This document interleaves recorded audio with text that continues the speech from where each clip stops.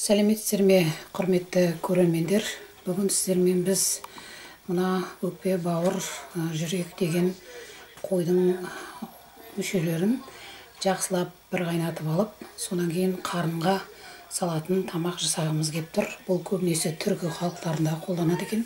Чечен, ингуш елдерінде және де біздің қырғыз, қазақ, өзбек елдерінде де қолданады. Мынандай қылып әдемілеп, майда қылып қарында әдемілеп пісіріп аласыздағы. Соның ішінде бір қайнатып пісіріп аласыздағы дәмін, ішіндегі иісін бәрін кетіріп, сосын ішіне әдемілеп салып, оны майда қылып тігіп, қараңыз, конверт сияқты.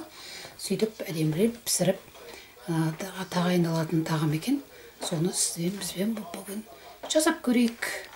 Бұл тағамды жасау үшін керекті заттар: бір қойдың қарнын алдық, сосын мына 4 бүйрегін алдық, 2 өкпесін алдық, сосын 2 жүрегін алдық, сосын кішкентай құйрық май, бір 200 грамдай, сосын 2 пияз, үлкен, содан кейін бір 100 грамдай күріш алдық, күрішін жуып тазалап қойдық.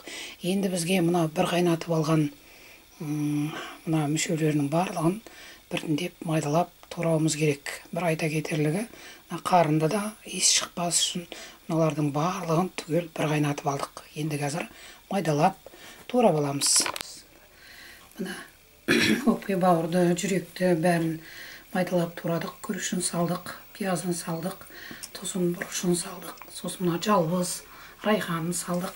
Енді оны әдемілеп араластырамыз. Сөйтіп мынандай қарынды әдемілеп қалта сияқты қылып кесіп қойдық. Осы қалта кескен қарынға осы ішіндегі мынау өкпе, бауырды майланған бәрін салып тігіп қойымыз керек. Қазір салып алайық. Бұл өте күшті, керемет тағам болады. Мына түркі халықтары өте көп істейді. Әсіресе мына ингуш, чечен мемлекеттерінде сондай жақсы тағам. Бұл жаңаға өкпе, бауырды пайдалануды іске асырудың тағы да бір жолы. Сондықтан осыны жасап көріңіздер. Қазір біз жасап көрейік. Міне енді мына шекке саламыз. Мына қарынның майдалап қойған қарынға саламыз. Бұны қарынды толтырмау керек, себебі күріш ісінеді әлі. Сондықтан мынаны қазір сәл алып тастап, орынға алдырып, сосын барып әдемілеп тігіп қоямыз. Міне әдемі қалта тігіп жатырмыз. Енді қазір қазанда бәрі 1-2 сағат қайнайды. Міне мынандай майда қалта әдемілеп тіге беріңіздер. Міне мынау әдемі жапырақ сияқты қарындарымызды қайнап тұрған суға салуымыз керек. Сосын бізге лавр жапырағы, бұрышын, сосын бір бас пияз салып жібереміз. Сөйтіп қайнап шыққаннан кейін 1-1,5 сағаттай, 2 сағаттай қайнайды. Қазір қайнап шықсын. Міне қайнап жатыр. Енді көбігін аламыздағы, тағы да 1,5 сағат қоямыз, сонда 2 сағат қайнайды. Міне 2,5 сағат қайнаттым. Қараңыз, әдемі қараңыз.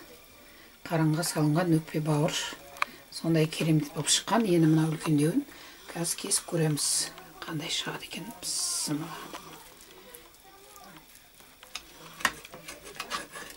Міне сондай жұмсақ болыпты. Қараңыз, сондай керемет болыпты. Қазір дастарханға алып келейік. Міне қараңыз, керемет тағам дастарханға келді. Көріңіз, жанына картоп қойып қойсаңыз да, не қойсаңыз да болады, өзіңізге байланысты. Керемет өзі қарын ішіне салынған әдемі қуырдақ. Қараңыз, немен жесеңіз де, қаласаңыз да, қалаған нәрсеңізді қосып жесеңіз де болады. Бешбармақтың нанын салып қойып үстіне қойсаңыз да болады. Ол бешбармақты түрлендіріп жасау жолында болатын нәрсе. Көріңіз, осылай жасап жүріңіздер. Ұнаса лайк басыңыздар, комментарий жазыңыздар. Қазақтың ұлттық тағамдарының бәрін жасап жүріп, сондай жеп жүріңіздер. Арнама жазылыңыздар. комментарий жазыңыздар, кем кетігін айтыңыздар. Астарыңыз дәмді болсын.